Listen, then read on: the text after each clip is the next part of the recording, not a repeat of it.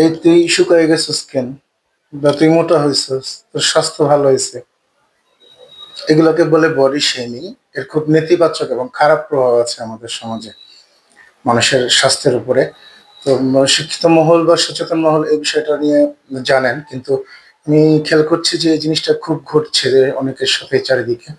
তো আমি ভাবছি এটা নিয়ে একটু আপনাদেরকে বলি যে বডি শেমিং, অন্যের বডি নিয়ে বললে কি হয়। প্রথমে একটু বলি বডি শেমিং বিষয়টা কি। বডি শেমিং হচ্ছে আপনি আপনার কাছের কেউ, দূরের কেউ, খুবই ক্লোজ পরিবার না হলে বা একদমই হাজব্যান্ড ওয়াইফ, বাবা মা না হলে যখন আপনি কাউকে বলেন যে তুই তো শুকাই যেতেছিস, শুকাইতেছিস কে রে, তুই মোটা হয়ে গেছিস গা, হয়তো চেহারা পাতি এমন হয়েছে কেন, খাওয়া দাওয়া করস না, এগুলা এক ধরনের, এগুলো হচ্ছে বডি শেমিং। তারপরে সাদা চামড়া, কালা চামড়া, এগুলো নিয়েও আছে, যেমন কাল্লা কেউ করে বলে, এগুলা একটা বডি শেমিং এর মধ্যে পড়ে। ইভেন কাউরে ভালো বলাও বডি শেমিং এর মধ্যে পড়ে, যে তোর স্বাস্থ্য ভালো, ভালো হয়েছে। তাহলে এটা এটা বোঝায় যে আগের স্বাস্থ্যটা খারাপ ছিল, আগেরটাকে খারাপ বলা হচ্ছে।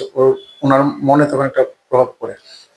এই মনের প্রভাবটা একটু ভালো করে বুঝি যে যখন কেউ কাউকে দেখলে বলে শুকায় গেছিস কেন বা শুকায় যেতেছিস কেন, তখন যাকে বলা হয় সে মনে করে আমি আসলে কি অনেক শুকায় গেছি, আমার আসলে এখন কি হবে, বা আমি শুকায় যাচ্ছি, আমাকে খারাপ দেখা যেতেছে। তার মনটা একটা ছোট হয়, একটা হীনমন্যতা চলে আসে। এটা নিজের শরীরের মধ্যে প্রভাব ফেলে, নিজের মন খারাপ হতে থাকে, মন খারাপ হলে শরীরটাও খারাপ হয়। তারপর কেউ কাউকে বলে মোটা হয়ে গেছিস, মোটা হয়েছিস, এটা একই কথা। একটা মানুষ মোটা হয়ে যাচ্ছে মানে কি, দেখবেন একটা মানুষ অনেক মোটা, একটা মানুষ অনেক চিকন। তাই চিকন একটা মানুষকে যদি চিকনা বলা হয়, মোটা একটা মানুষকে যদি বলা হয় ফ্যাট হয়ে গেছিস, মোটা হয়ে গেছিস, ভালো লাগতেছে না, এটা সেটা, এর মারাত্মক প্রভাব ফেলে মানুষের মনে। কখনো কখনো তারা আত্মহত্যা পর্যন্ত করতে পারে। আর সবার বোধগম্য হওয়ার জন্য একটা সহজ উদাহরণ দিই। এটা ধর্মীয় দৃষ্টিকোণ থেকে না হলেও এটা ধর্মের সাথে সম্পৃক্ত। যেমন ইমাম হোসেন, আহ, যিনি ছিলেন আমাদের নবীজি হযরত মুহাম্মদ সাল্লাল্লাহু আলাইহি সাল্লামের নাতি, তাকে যিনি হত্যা করেছিলেন, শিরশ্ছেদ করেছিলেন, তার নাম সীমার। তার বুকে পশম ছিল না। এখন এরকম হতে পারতো যে তাকে যে মারলো তার একটা চোখ ছিল না, কানা। এরকম হতে পারতো তাকে যে মারলেন তিনি কালো, বা এমনও হতে পারতেন তাকে যিনি মারলেন তার হাতে আঙুল একটা কম বা বেশি। তাহলে হতেই পারতো। কিন্তু আমরা যখন কোন একটা মানুষকে বুকে পশম দেখি না, তখন তাকে বলি তোর তো বুকে পশম নেই, তুই সীমার। তার তখন মনের মধ্যে একটা খারাপ লাগে, সে সঙ্গে সঙ্গে ভাবে সীমার তো আমাদের প্রিয় হযরত হুসাইনের হত্যাকারী, আমার বুকেও পশম নাই, তাহলে কি আমিও ওই রকম পাপী? আমার কি পাপ হবে, জান্নাত হবে, জাহান্নাম হবে, আল্লাহ আমাকে মাফ করবে? তো তার মনে যে একটা ভাব তৈরি হয়, যে অপরাধবোধ তৈরি হয়, এগুলো বডি শেমিং এর কারণে হয়। বডি শেমিং মানে অন্যের শরীর নিয়ে কথা বলা। সুতরাং আপনারা যারাই হন, অন্যের শরীর নিয়ে কথা বলা শুরু করবেন না। যেমন আজ খুব গরম, আজ খুব ঠান্ডা, এই কথাগুলো খুব কমন গরমের দিনের সাথে দিনে, তাও মানা যাচ্ছে। কিন্তু এই তুই শুকায় গেছিস, তুই মোটা হয়েছিস, আগে তো অনেক সুন্দর ছিলি, তুই বিদেশ থেকে আসছিস, চেহারা টেহারা বসকে গেছে, কি করছিস না করছিস।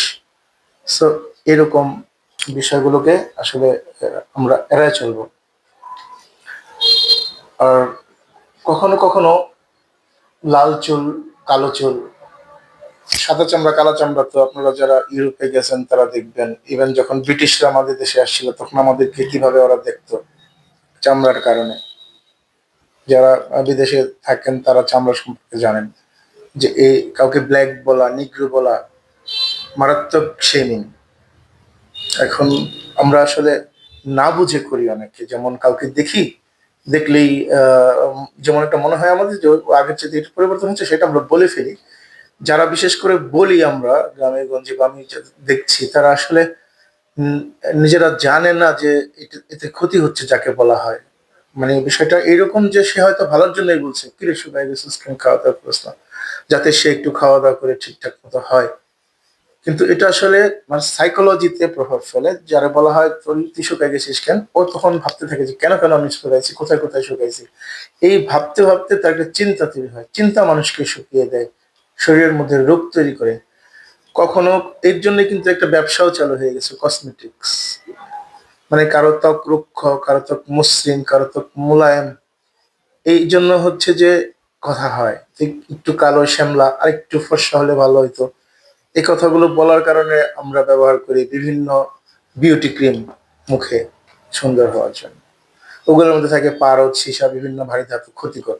রেগুলার মাখার পরে দেখা যায় যে আহ, চামড়াতে ক্ষত পড়ে গেছে।